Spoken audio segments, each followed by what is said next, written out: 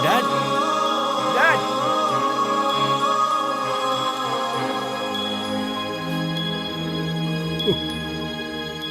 किसी से पहली बार मिलने पर हाल चाल पूछना चाहिए ना। उन्होंने घर का दरवाजा बंद कर लिया, आप वापस जा रहे हैं। कोई ऐसे मिलता है क्या अपने मेहमानों से? दादी माँ सबको राजी करके यहाँ पर सबको मिलाने के लिए लेकर आई थी, फिर वो सब बिना मिले घर के अंदर क्यों चले गए? आखिर बात क्या है dad? I am sorry dear, I am really sorry. मेरे पाप इस तरह मेरे सामने आएंगे मैंने नहीं सोचा था। ऐसी जिंदगी जीऊं, मैं ऐसी सोच रखता था। हर कोई ऐसा सोचता है एक समय में, पर मैं अपने सपनों को किसी भी हालत में पूरा करना चाहता था। और इस कोशिश में मैंने अपनी पूरी जिंदगी को मिटा डाला।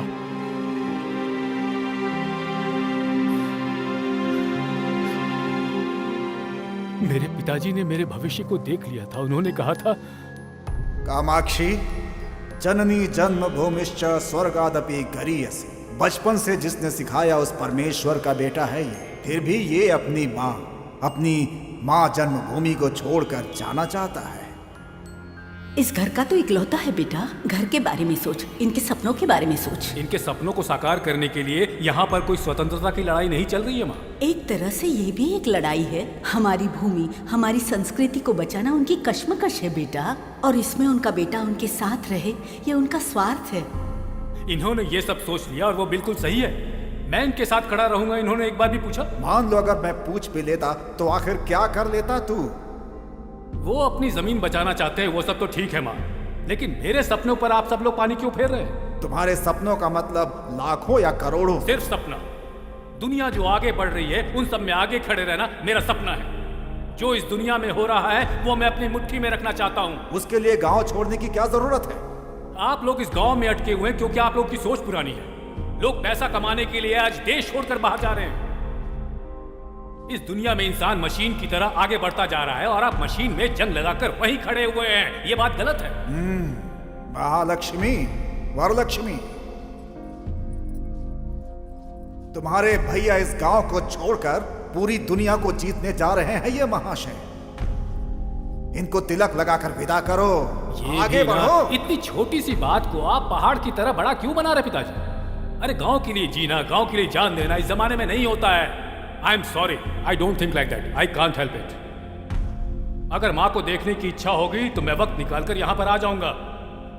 अगर बहनों से बात करने का मन करेगा तो टाइम निकालकर फोन कर लूंगा मैं।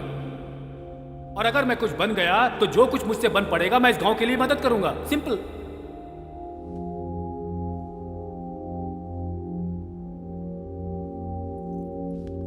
रुक जा, रुक।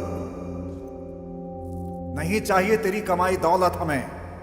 अपनों के लिए जो समय निकाले वो समय नहीं चाहिए हमें। पर तू जिस रास्ते पर जा रहा है, अगर तुझे कभी ठोकर लगे और एहसास हो कि इस घर की तरफ देखना है तो मत देखना कभी इस तरफ। जानता है क्यों? क्योंकि उस वक्त तेरे प्यार और तेरी मदद की जरूरत किसी को नहीं पड़ेगी यहां पर। जा।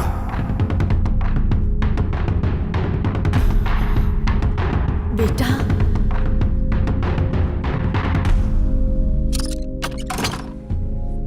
इंसान अपने लिए जिए तो क्या जिए, अपनी मातृभूमि के लिए जीना ही जिंदगी है। केमिकल फैक्ट्री हमारी गोदावरी के पानी को खराब न करे, ये मेरी सोच। अपनी संस्कृति को जो हम सालों से चलाते हुए आ रहे हैं वो मिट्टी में ना मिले, यही मेरी कल्पना रही है हमेशा से। और उसी के लिए मैंने अपना संपूर्ण जीवन त्याग कर दिया है। एक पढ़ा लिखा लड़का जब हमारी भावनाओं को नहीं समझता, हमारे सिद्धांत को नहीं समझता, अपनी मातृभूमि को नहीं समझता तो तकलीफ होती है। तब और होती है जब वो पैसा और भौतिकवाद की तरफ भागना शुरू कर देता है। उसे पढ़ाया लिखाया ताकि वो अपने गांव, अपने समाज, अपनी मातृभूमि के काम आ सके, इसलिए नहीं कि वो गांव छोड़कर चला जाए। वो सोचता है कि मैं अच्छा रहूं और मैं सोचता हूं कि सभी अच्छे रहें। हमारी पीढ़ियों की सोच में शायद यही सबसे बड़ा अंतर है। उससे पूछे बिना ही मैंने गांव वालों को जुबान दे दी और वो मुझे ही ठुकरा कर चला गया। मेरी जुबान ही मेरे लिए जान है, मेरी जान है, और वही मैं पूरी नहीं कर पा रहा हूं। मैं अपनी जुबान पूरी नहीं कर पा रहा हूं। अपने वादे मैं पूरे नहीं कर पा रहा हूं। मुझे ये बात हमेशा सालती रहेगी।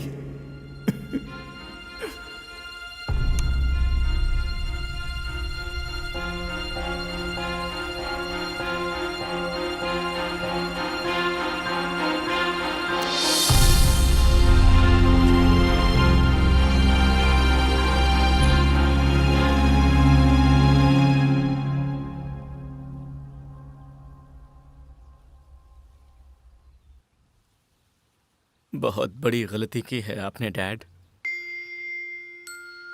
आपने सोचा भी कैसे कि आप अपने अपनों को छोड़कर खुश रह सकते हैं?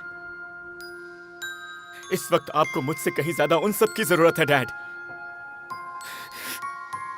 सिर्फ आपके और उन लोगों के सोचने भर से आपके खून के रिश्ते कभी खत्म नहीं हो सकते।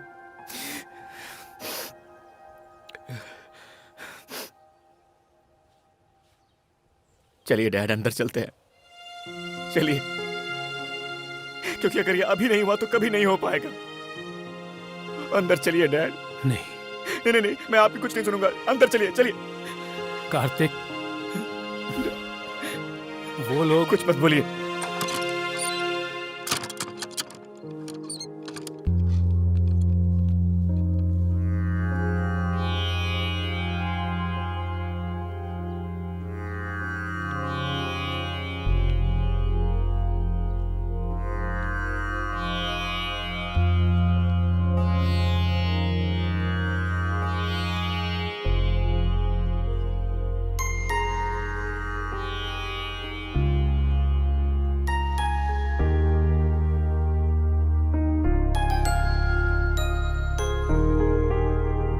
दादी माँ, आपने जो गलती नहीं की उसके लिए आपने अपने आप को सजा दी है, ठीक है, लेकिन मैंने जो गलती नहीं की उसकी सजा आप मुझे क्यों दे रही हैं?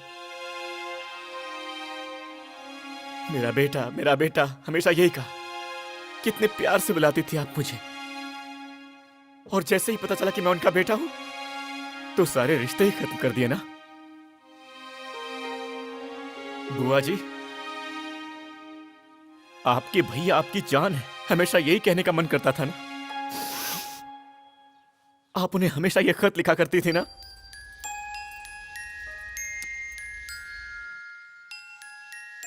कोई खुशी हो कोई दुख हो, घर की हर एक बात लिखा करती थी आप उसमें। एड्रेस नहीं मिला तो आपने उसे पोस्ट नहीं किया, है ना।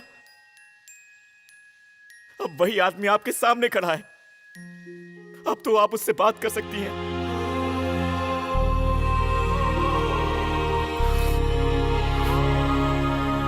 छोटी बुआ, आप तो तब भी और आज भी इनकी वही छोटी बहन है जो कहती थी कि मेरा भाई जो कहेगा मैं वही करूंगी। कोई सवाल तक नहीं करती थी।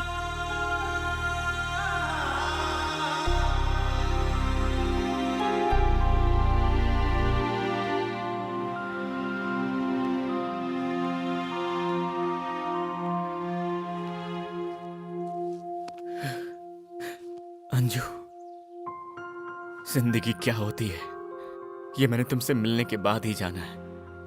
अगर तुम मुझे नहीं मिलती ना तो मैं यहां तक पहुंच ही नहीं पाता। मेरी इतनी बड़ी फैमिली है, इस बारे में मुझे पता ही नहीं चलता। इतना सब कुछ सिखाया है तुमने मुझे, तो इन सबको भी सिखाओ ना कि अपनों को माफ कर देने में ही बड़प्पन होता है। ये बात इन्हें क्यों नहीं सिखाती?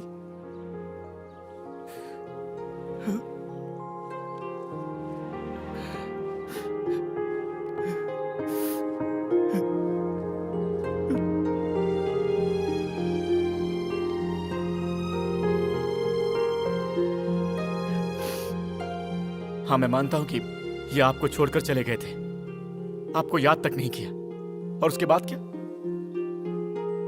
आप लोग मिलकर रह रहे हैं तब से। मिलकर रहना मतलब एक घर में रहना नहीं होता, एक दूसरे के दिल में रहना होता है।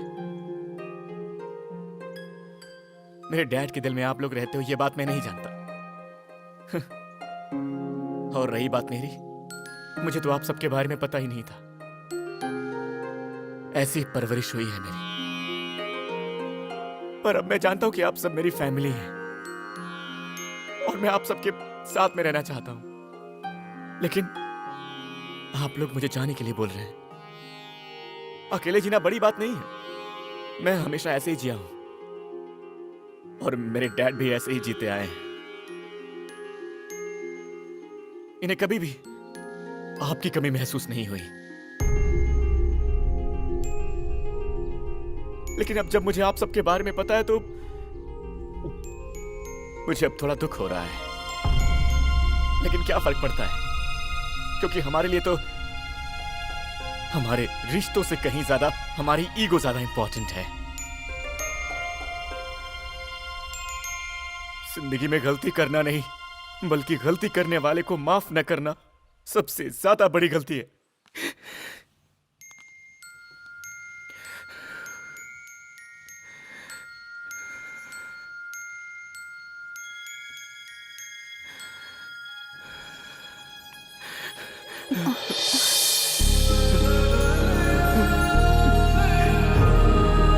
बुआ जी,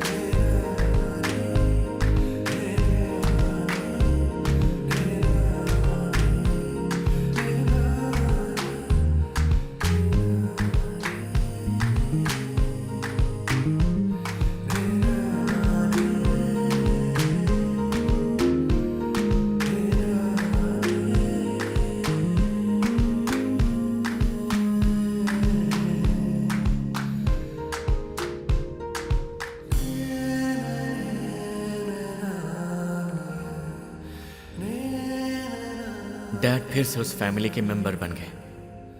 उन्होंने अपना आखिरी समय अपने परिवार के साथ बिताया।